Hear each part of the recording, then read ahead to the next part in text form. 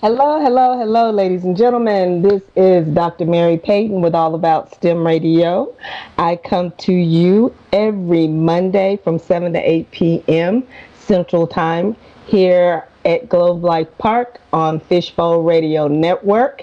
Hey, this is the last show of the year. This is the last show of 2020.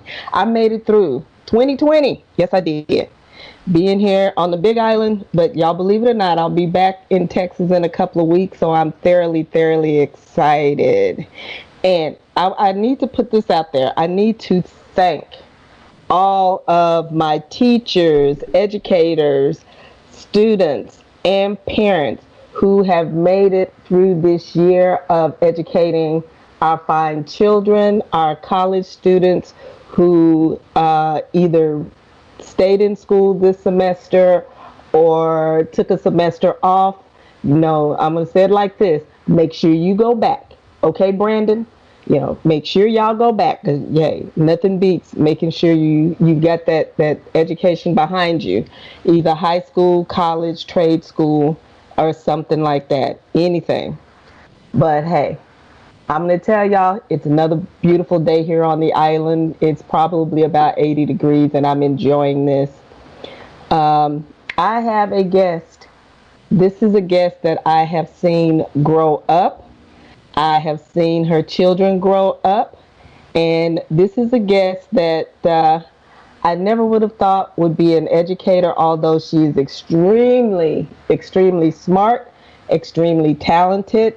And she is, obviously she's related to me, but we'll talk about that later. Her name is Christal Thompson.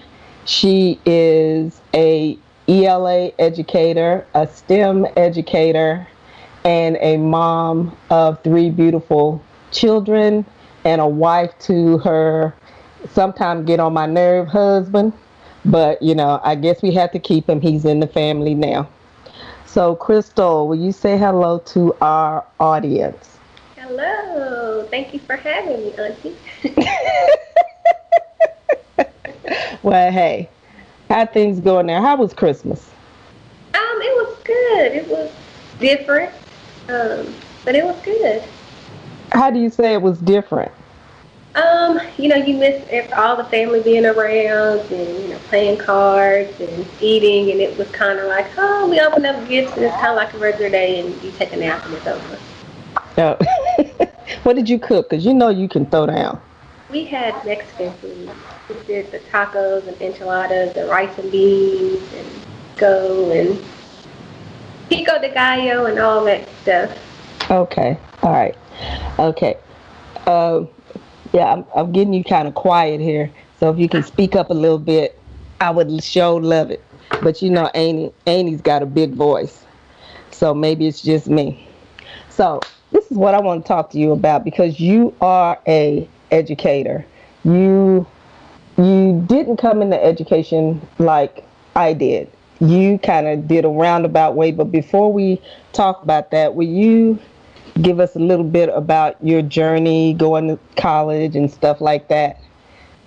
Yeah. So when I started out in college, I started out at Clark Atlanta University, and I was a computer information systems major.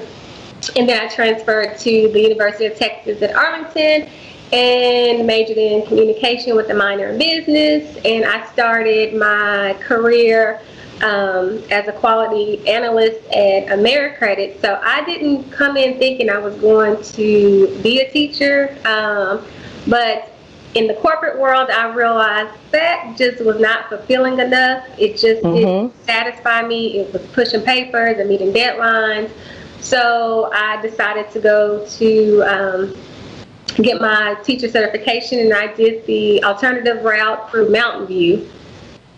That was a challenging alternative program. It had just started out, so it was affordable. It was a lot cheaper than the other certification programs, and it worked around me not having to quit my job and to do it. So I still worked and did my certification at the same time. And my first job stepping out was an Everman, and I was scared. I didn't know what to do. They took a chance on me, and I would say my first year teaching 5th grade, most people say it's their worst year teaching. It's scary. The kids are awful, but that was probably my best year teaching ever. I can name all 27 kids that were in my homeroom class, and one student in particular, we're the godparents of her 2 children. Oh. So I still keep in contact with them. I still, see where they are. I Facebook stalk them if I can find, just to see how did they turn out in that first group of students. And so, yeah, they took a chance on me, and it's been 5th and 6th grade ever since. Now, I want to go back to you getting your certification real quick.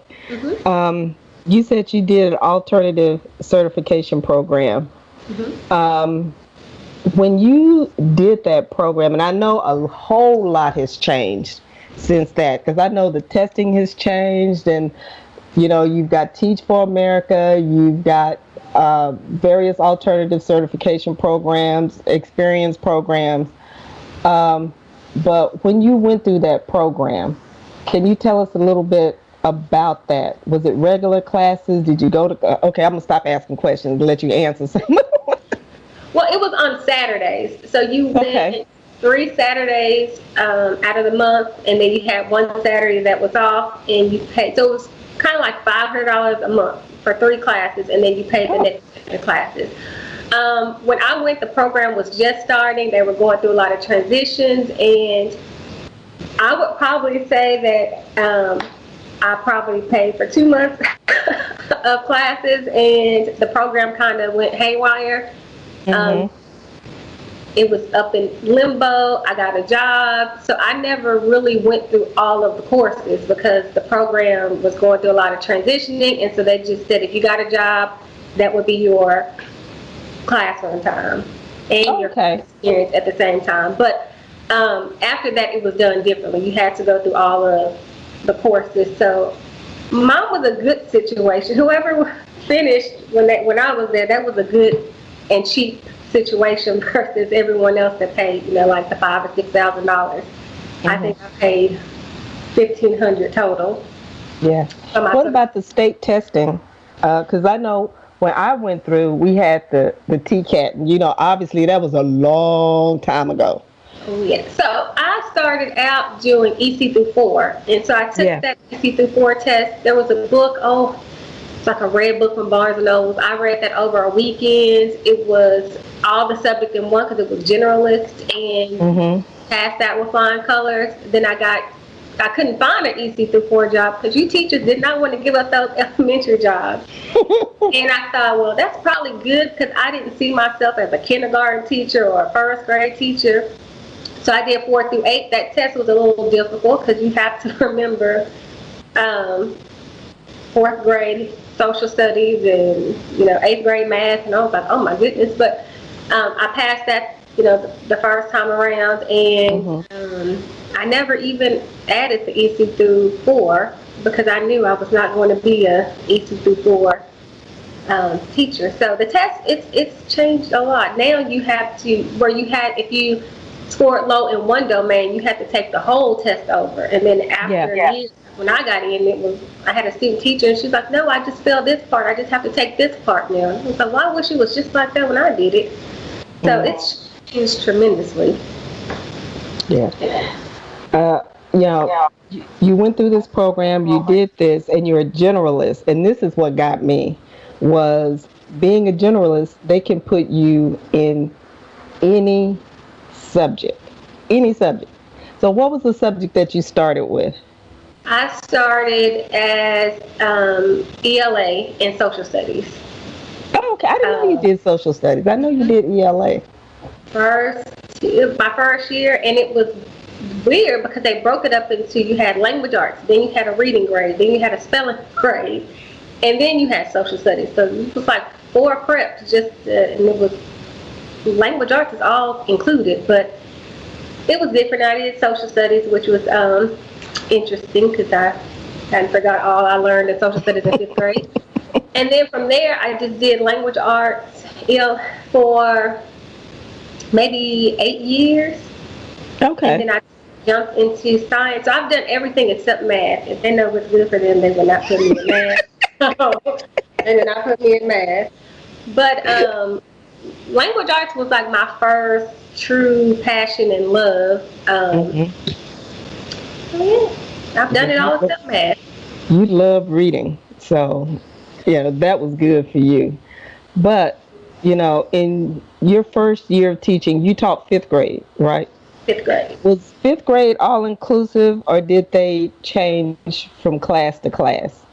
Well, we just, it was two, well, my first year, it was a team of two. So she taught math and science, and I did, language arts and social studies. So I had my first group half the day, and then we switched. Oh, okay. But then when I got the second year, they broke it up, and there was a math teacher, there was a language arts teacher, there was a social studies teacher, and then they rotated between the three of us. Hmm. Now, those first years of teaching at Everman, you know, what were the good parts and what were like the confusing parts? Because one of the things I love about Texas is Texas has the teach, and you know what you're supposed to teach. Hmm. And other places I've been, I haven't been so lucky.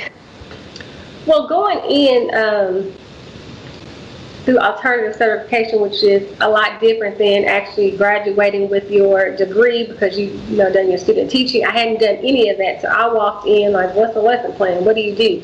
And how do you do that? And so a group of sixth grade teachers who had experience, I would sit in their lesson planning time and do my lesson plan. Whatever they did, I did it for fifth grade. But at that time, there wasn't a set where you write your objectives on the board like we do now, and you have to teach it this way. It was kind of like, here's the book, they're going to take this test, and this is what you do. So it was kind of like winging it. And I would say that across the board with all teachers, it was, we didn't write the objective. We didn't, teach to the test. It was, you need to learn to read. Let me just teach you how to read. Let me do these strategies with you. So that was the confusing part. The fun part was my first year, I had the kids who, were probably never going to pass. It was tax testing, and who, I had a lot of the special education students, a lot of the students who were ESL at the time, and I had a student, he couldn't even spell his whole name. He could only spell the short version of his name. And to have my first year teaching in a confusing year to have 96% pass rate Ooh. was, I was shocked to myself. But it was, they were willing to learn if you were willing to teach them. So one of my students said, they posted on Facebook and said, I bet you don't remember your fifth grade teacher. And they were all like, oh, I remember, it was Miss Thompson. And they would say, remember that time she said, don't make me take my shoes off. Because I wore heels every day, and I would say, listen, I'm up here. Do not make me take my shoes off in here because it's going to be a problem. And they were like, oh my God, lady, it's crazy. But, I'm barely, I'm 4'11", barely 5 feet tall, so you have to put that little fear in them. But so that was the highlight, is that they were willing to learn. They appreciated anything I gave them. I had a lot of community involvement. A lady from the bank came and read every week, and if she missed a week, the kids, where is she? So it was just showing them a better way of living. I remember we had show and tell one day, and there was a postal worker. I had to tell my mom, and I was like, you need to talk to your postman. But he was telling the kids how, you could make this amount of money, or you can make this amount of money. Well, that's still a lot of money compared to kids. And he said, well, if you want to make a smaller amount, then you can go work at Taco Bell. If you want to make this amount, you can work at the post office. And my heart dropped, and one of my students raised her hand, and she said, well, what are you trying to say? Because my mom is the manager at Taco Bell. Oh my Lord. And I looked at him, and I was like, we got to cut this short, because all jobs are important. So Yes. you work at the post office. You can make the same amount of money as the lady that works at, Chick-fil-A. So you have to show them, yes, you can work at McDonald's, but you could also own a McDonald's. So that was, all interesting things. It was shocking.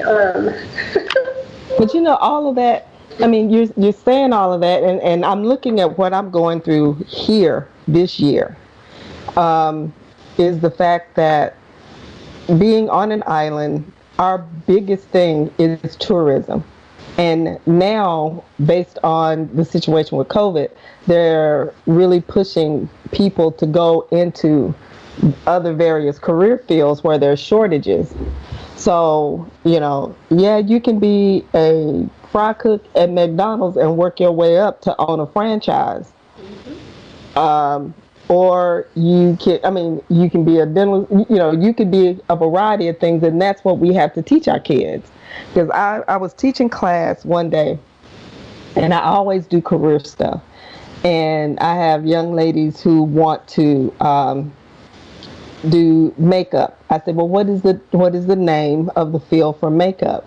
They didn't know the term cosmetology. One girl she wanted to work with a dentist. I said, well, you want to be a dental assistant or dental hygienist? She had no clue what I was talking about. But you're right. You have it's the careers and stuff like that. It just depends on where you are and what you do. So, but you talk about that. But what was like some of your challenges? What was discipline like? Because you have never looked your age. I mean, you graduated high school at what, 12? I was 16. Well, I can honestly say I never, going into teaching, I never had discipline issues in my classroom because I could relate to my students. So I understood their struggles. I had a fifth grader who, she was pregnant with twins. She was 13 in the fifth grade. And it was building those relationships where I could say, I understand, yes, you think having a baby this young is cute, but it's not. Your life is going to change, but it doesn't have to change for the worse. So I always had those conversations. We had breakout sessions where we would just have dance battles or singing battles in class, just to show them that, I'm not here to belittle you, and it was always the trust factor. The way you want me to treat you is the way, if you treat me, if you yell at me, I'm going to yell at you, and vice versa. So it was just always that trust factor. They could talk to me about anything. I never embarrassed them in the classroom. I would pull them to the side. We would step it into the hallway. So discipline was not that we didn't have it in the school, because my second year teaching, there was kids going in and out the classroom, being called to the office. I'm like, well, what's going on? They're coming back with little Golden Corral kids eat free coupons. And I was like, well, did something happen? What happened? And the little girl said, oh, because such and such brought a gun to school. And I was like, well, he's been in my classroom all day long with this gun in this cubby. And, he was going to shoot the science teacher. Thank goodness I was not the science teacher. But they told, and never had a problem with this kid in class before. Because I always tell them, you can say whatever you want to say to me as long as it's respectful. If you don't like what I say to you, if you don't want to do something, you can tell me that. I'm not going to hold your hand and make you do it, but I'm going to tell you about the consequences of you not doing it. So it was just having those open relationships. When I left Everman, went to my other district, discipline was different because I was used to kids who needed me and who wanted to learn from me, as going to a district in Mansfield where a lot of the students didn't have the same struggles as those in Everman. That was a big adjustment, trying to, I had to find what worked there. That was really challenging my first year in Mansfield. Yeah, it sounds like your balance with your priorities and your work-life balance really changed being there. I mean, I've been there, done that a lot of times. Hey, ladies and gentlemen, if you are just joining us, this is Dr. Mary Payton with All About STEM Radio, and y'all know I come to y'all every Monday from 7 to 8 p.m. Central Time from Fishbowl Radio Network in Globe Life Park, Arlington. And my guest today is an amazing educator. Miss Christal Thompson. She is, there in the Metroplex, and we are kind of talking about her journey. And she has taught ELA. Now I learned today she taught social studies, and she has also taught science. But amazing, amazing. And with this being the end of our first semester of a variety of education platforms, I think it was totally fitting that I could beg her to come on the show. But thank you, Christal, for coming on. Now, when you transitioned over to Mansfield, you went to which school? I went to Eisenhower, and for a year, they were building a new intermediate school. So it was still 5th and 6th grade, but when I left Everett as a 5th grade teacher because I wanted 6th grade, yeah, they were willing to put me in 6th grade. And so when I got to Mansfield, it was 6th grade, and it was just language arts. And I went there with the notion that you're only going to be here this year because you're going to the new school the next year, which was easier. I was ready to go. It makes it hard coming into a new school when you don't know anyone and you're comfortable in your first surroundings, and you get somewhere else and you're just like, oh, this is different. Everyone knows everyone because they didn't have a lot of new teachers. And then going to the new campus, ASLO, I was there, this would have been 12 and a half years. Wow. Since the school opened. And I would have to say that this year has been very challenging, as you know, for all educators. And I would say our teachers there came in every day scared a lot of the time, especially when you notice of a COVID case. But they came in and they taught the students and didn't make anyone feel bad if you chose to do online. My kids do online. Or if they had to quarantine, they made it work. If the student had to quarantine, they made it work. And the online teachers, I would say hands down, they are killing it. Virtual learning. I didn't think, of course, London does its own in high school. CC is, pretty self-sufficient. And I didn't know how Kobe would do because I felt like she needed to be in school. But the virtual teachers there, hands down, are the best. If they offer virtual next year just as we're trying to be a school of choice, that would be a good option to go if you still had, parents who wanted a homeschool virtual environment. I'm still trying to figure out how to upload stuff on Canvas. I was like, how do you do this? How do you do this? I don't understand this. I don't know how they do it, and the videos, and you good just for me to download this Word document. So, yeah.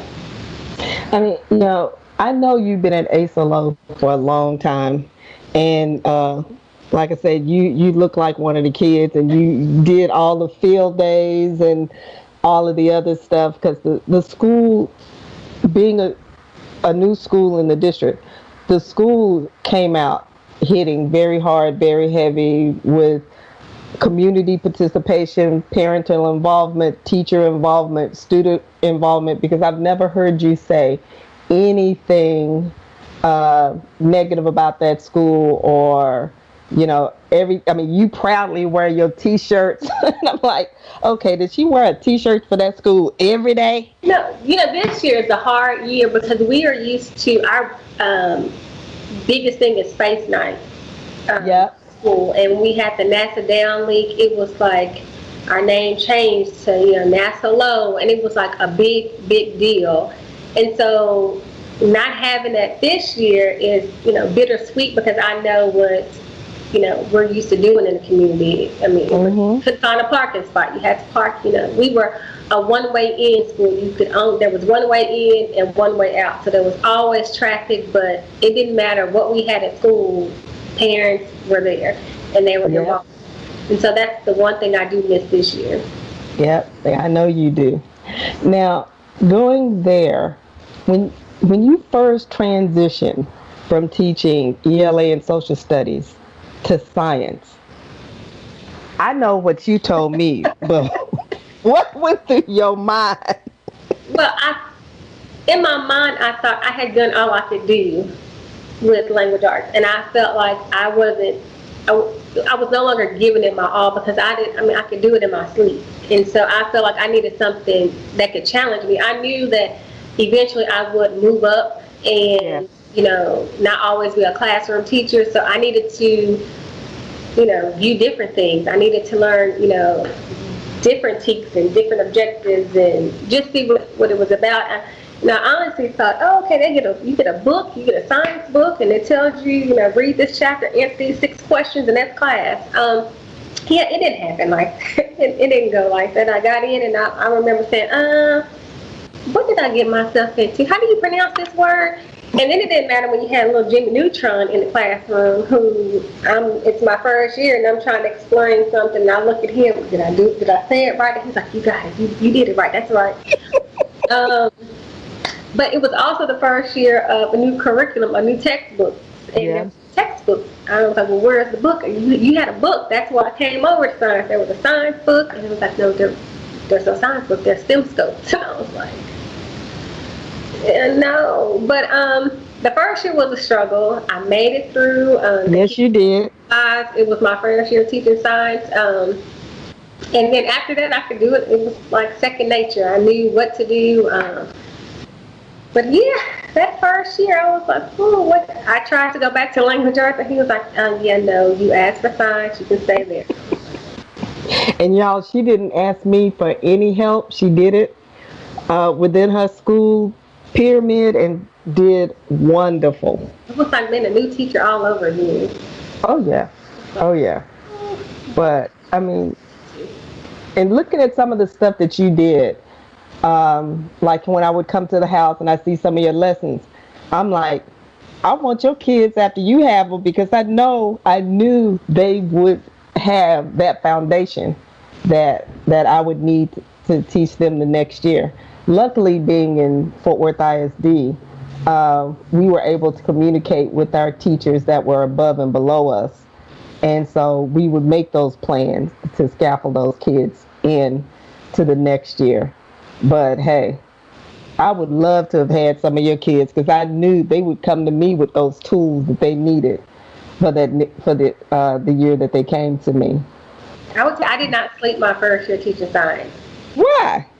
Well, you don't. All night trying to make sure the experiment worked, or when the 4th class got there, I was a pro at it. It's like, oh, I can do this now. But it was different. I would go back to teaching science. I enjoyed, and how I got the science position, there was a language arts teacher that was hired. She should have been the language arts teacher to begin with, and there was no language arts position, so she taught science, and she was good. She made it work, and I said, hey, listen, I know you don't really like science, and your passion is language arts. How about we go ask if we can switch? And that's how it came about that he agreed. He is my principal to switch us, because she is an awesome language arts teacher, and I knew she could give more than what I was giving then. And I asked for my job back. I was like, can I switch back to language arts? It's horrible. But the second year was better, and I stayed there 4 years before being the ESL lead on campus. So then I got out of the classroom, kind of, sort of. Okay. And see, that's the next thing I want to go through is career progression. A lot of people think once you're in the classroom till you retire.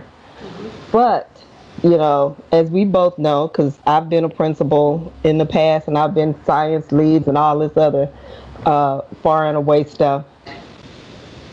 What if you are a teacher and you want to do something different? Do you have to leave the teaching field for mobility? I don't think you do. I think you just have to want to. There are some teachers who they want to be in a classroom. They don't. Yeah. They want to retire as a teacher, and that is great. But there are also teachers who feel like, maybe I don't necessarily want to go back and get my master's degree, but there's something else I can do. Mm-hmm. So for me on my campus as an ESLE, it's different from other campuses. So my campus was run differently. And so it was like I was out of the classroom. There was a lot of paperwork. You know, you didn't have to have, you know, a master's degree. I have a master's, I have an MBA, so it's not even in education. Because I felt like I needed a variety of things. I didn't want to just be bound to, oh, you have to be education, because, you know, I could go into a business and do education if you know, the chance ever came up. But, you know, I always tell, you know, my coworkers, you can do whatever. If you don't want to be in the classroom, you got to find out what is it that you want to do. Mansfield has great, like science, what do they call them? They're not necessarily a science lead, but they're out of the classroom. They're like a district office, and they go around to the other campuses. Oh, it's a specialist. Yes, and they have. Like in Fort Worth, we call them specialists. So you just have to find what you want to do, because if your goal is just to get out of the classroom, is it still because you're tired of being in the classroom? Because you can get out of the classroom and you still hate it. And it's just, you got to find what you like. Now, a lot of the times it will require you to go back and get a master's degree for like a reading specialist. Our reading specialist on campus is awesome. She is, you know, by far, when I sat in her classroom, I was like, I don't even feel like a real specialist now, because you're here doing something I'm not even doing. But you have to go back and get those things. So there's a lot of chance. There's a lot of opportunity where you don't have to be an admin to get out of the classroom. It's just picking what is best for you. If you are not a happy person and you don't like talking to people, being a counselor is not the way to go. You got to find something else. If you're great at writing curriculum, there are jobs where you just sit and write curriculum at your district. So you just got to find what your niche is and what's best for you. And you know, that is so right, because you know, I'm that techie person. I like to look at the statistics and figure out what our kids need. And luckily, as a department chair, I was able to work with my teachers and say, okay, what do y'all say? You know, what can we do to get our scores up? And that was a great thing for me. Now, speaking of mobility, you tested for your admin certification, didn't you? I did.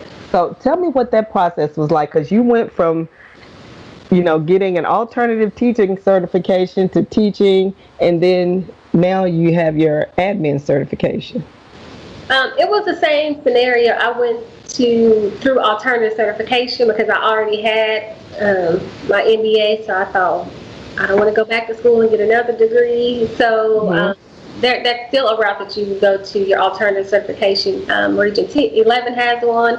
I went through iTeach Texas. It was online. I would say if I had to do it over again, I would probably choose still alternative certification, but where I'm in a classroom. I just feel like I learn better in a classroom environment. But it wasn't bad. My field experience, professor that came out, she was, you know, a retired teacher. She was great, gave lots of feedback, but it was a lot of self-paced.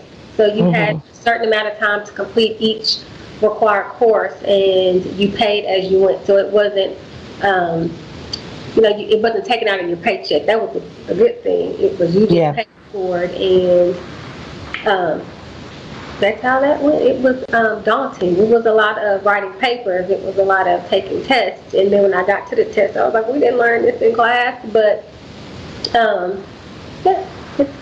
yeah, I remember that same thing, because I went through Region 20, and I did all the tests except for taking the last certification test, because then I got mobilized again with the military, because I was still a reservist at the time. So yeah, I love the fact that some regions have alternative certification programs, because that was. The test has changed. Huh? The test has changed totally. Oh, I know. Oh, I'm happy I'm done with that. Two parts. I'm offered certain times of the year, and I was like, oh, I died to that bullet. Thank you. Well, hey, you're done. You're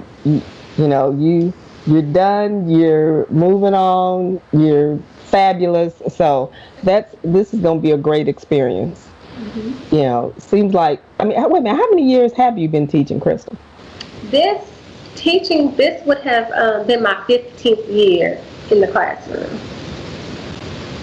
15? 15. So 14 and a half in the classroom. Oh my goodness. But in education total, it'll be this year in education, in some form of capacity, will be 15 years. I mean, you come from being that 16-year-old high school graduate at Clark Atlanta University to... Saying, I'm making all the money. And then you come to teaching and you're like, wait a minute, that corporate job was looking real good. So I said, when you come into teaching, it's not about it's not about the money. So you can't come in and say, I'm only coming for money, because that's not the case with teachers. You have to come because that's what you are truly passionate about. And, you know, I know a previous coworker who was an engineer, and now is teaching in the classroom, and that's a whole lot different in pay grade. So it's something, it has to be rewarding that you like to do, because you're not going to get, you know, the billions of dollars like I think teachers should get, especially at this time. You know, but yeah. Before and I do agree with you, because there is no profession in the world no person in any profession in the world that would not be in that profession without a teacher. And somebody had to get you started.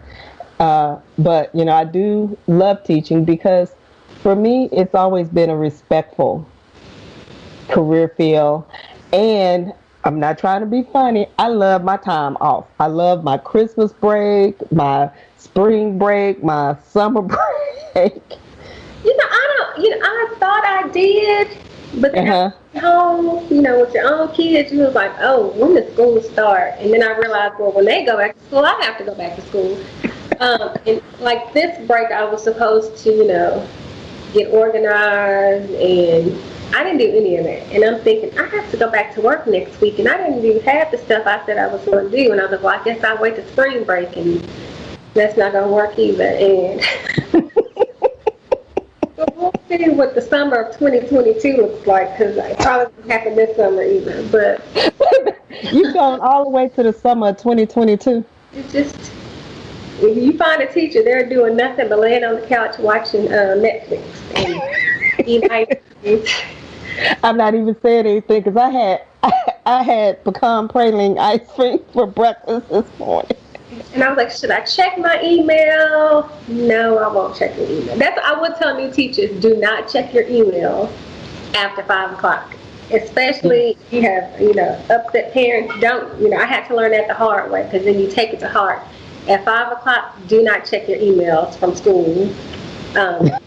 Because you won't sleep at night, especially if you have an upset parent, or you won't sleep. So don't do it after 5 o'clock. That would be my word of wisdom. Words of wisdom. Don't do that. Well, hey, you have not only been a STEM teacher, a STEM administrator, a ESL, a social studies teacher, you come into the career field totally out of the box, because you didn't come in like I did through the normal certification program. But you're also a wonderful STEM parent, because, you know, I'm not saying that because they're my nieces and nephews, but I remember having to pay your kids $60, $30 a piece. Your daughter was 7 years old, and she was building robots for me for a conference I had to speak at. And your son was programming them for me. So how important is it to have kids involved as a teacher, as a parent? Because as a teacher, we put all we can into our students, but we also have our children too. How is it getting your kids involved in other things outside of, I got to sit here and grade papers, you go do something? Well, so for London, it wasn't that hard, because he came through my school, ASOO, there in 5th and 6th grade. And they we still do have a robotics club. Not this year because we don't have any clubs right now, but I think that sparked his interest. But he was always good in math. He could do math in his sleep, Yeah, he's good. Science, it didn't matter. So being in the robotics club really, really piqued his interest, and he wanted that, $200 robot to build. And then when you build it and you program it, you do anything else. So that was easy for him. And with the girls now, since they realized, our STEM teacher realized that every kid can't join the Lego Robotics Club, in her class, she teaches them coding. So every student has an account to learn how to code and to virtually do your own robots. Kobe is, my baby who just, love her dearly, but, she's been a tutor forever. And the one thing that her tutor found is that she loves anything science related to read. So she makes sure to pull, my baby, anything science, it doesn't matter what it is, that's the reading material that she likes to read, and she can answer any question about it. And they do lots of experiments, even virtually during the pandemic. Twice a week they're doing experiments. And can you go buy this? Can you get? And it's never no, I can't. You tell me what you need, and I'll make sure she has it for these experiments. So she likes it. So I think it's just important. You have to find a balance. To me, you could play video games all day, but you could also design these video games. You could also build your own video games. You could also generate revenue. It's just not about playing it. Let's figure out how it operates, because technology changes daily. And the things that they can do now with a cell phone, and is just amazing. So you always have a job in technology. That's one thing Matthew will always have. There's always a job for, math, science, engineering. London wants to be a doctor, so there's always going to be something there. Yeah, he and I talked about that, and he said he wants to be a doctor, he wants to be a trainer, he wants to be in sports medicine, is what he and I talked about. And I told him, I've got some people when I get back that I'm going to, when we can, I want to take him to meet some folks. Two people in particular, very young doctors. They run a physical therapy clinic in Arlington. And I was blessed. You remember when I had to have my knee surgery? I didn't want to necessarily go to a geriatric facility. I might have been in my 50s when I had the surgery, but I wanted to have as much recovery as I could. So I went to a sports medicine place. And I think that was the saving grace of my not ever having to use a cane, is going through that. And I think London's going to be exceptional with that, because I want him, and then I've got some athletic sports medicine people at some of the schools I want him to meet, because I want him to me, kids have to talk to people in the field to really get an appreciation for it. And he's such a good football player, although, it just scares me because he's so little. Oh, that he is. But he's good and he's fast. So he understands. And what about Cece? What kind of things is she into right now? Oh goodness, hair. She wants to own a hair salon, which is fine, but there's a business that's behind it. So our thing is, you have one option. You're going to go to college and you're going to get that business degree, so you'll know how to run your business, and you don't have to pay someone else to do it for you. And you don't have to, always do hair. You could have your own spot and have people working for you. So that's that thing, and Kobe wants to be an elementary teacher. Oh. Well, we'll see. She may be like us. She may change her mind a few times, because Kobe is 10. Girl, I cannot believe believe how grown they are. Because I know when I FaceTime with her, she's like, Amy, I'm busy. I'm like, you don't have no job. But, They started YouTube channels, and I was like, what? Take it. But, I have totally enjoyed your journey. So what, being a STEM mom, being a STEM educator, being an educator, being a business woman, I don't know, I just got something that popped up. I don't know what that's about. But what is next for you? What do you think you want to do next? Where do you want to go next? I want to go on vacation. Vacation. I just want to be on a beach somewhere. I'm gonna tell like this. No, you don't. I'm 3 blocks from the beach. I go to the beach every night and just look at the sky. I just want to get out of the house and be with people. I just think it's just gonna go up from here. I just believe that education is just my passion, and I think I get that because, as your granny, would say, you have an option, and your option is you're going to go to school and you're going to be something. And I just think that, down the line, I maybe, do a nonprofit or, more community service, and especially like our Title I schools, to show that, I'm a girl from the hood and look where I am. You don't have to be like me, but I don't do.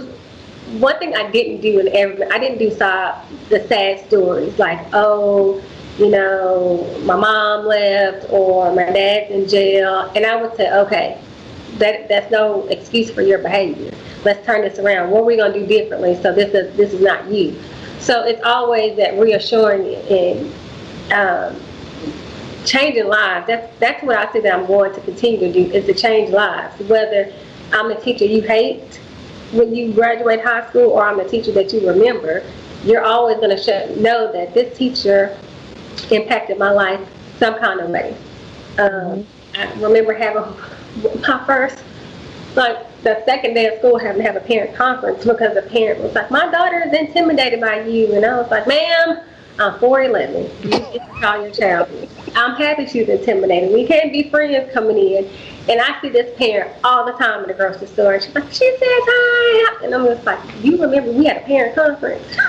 But it was that changing. Or I have one student, she gave me a little Tic Tac box. And it said, 20 reasons why I love you. And you pull it out, and it was just little, because you take time to explain things to us, because you smile every day. And I still have that. And if I'm having a bad day at school, or I'm just like, oh my goodness, these kids don't appreciate me, I pull out one of those little notes and I still read it, because it was something little that I did. And when I made her my star student for the year, she never, I always like to pick the underdog, the one that no teacher will pick, not because they're a good student, but because they're always overlooked by those higher, achieving students or the more outgoing. So I always look for the one who you don't pick, who stands off to the side at recess, and I go play with you. So I'm just going to continue to change lives. It doesn't matter if I'm in the classroom, if I'm out the classroom. That's just going to be my goal. Well, hey, Christal, can you believe we have made the whole show? I've got like a minute left. All right. But hey, you are too funny. And Lori laughed the whole time. Hey, I am so proud of what you've become. I am so proud that you and so many of your friends did do the transition over to become educators, because y'all have made me so proud of y'all. And Stacy, if you're listening, I'm talking about you as one of them. And Tisha, because I never would have known y'all to be educators, because y'all were all such business women. And you all love it. So I'm very proud of each and every one of you. And, there are a lot of things that are going to come out of this year and how we teach our kids from now on. And I think that you're going to be able to go right on with the flow and make those changes with the system. And your kids are being part of it. But hey, thank you, Christal, for being part of this show. Thank you for all the insight that you've given me and my audience, although I used to, babysit you. And hey, continue to make me proud. Okay? Thank you. I'll see you in a couple of weeks. I know. I'm coming back home.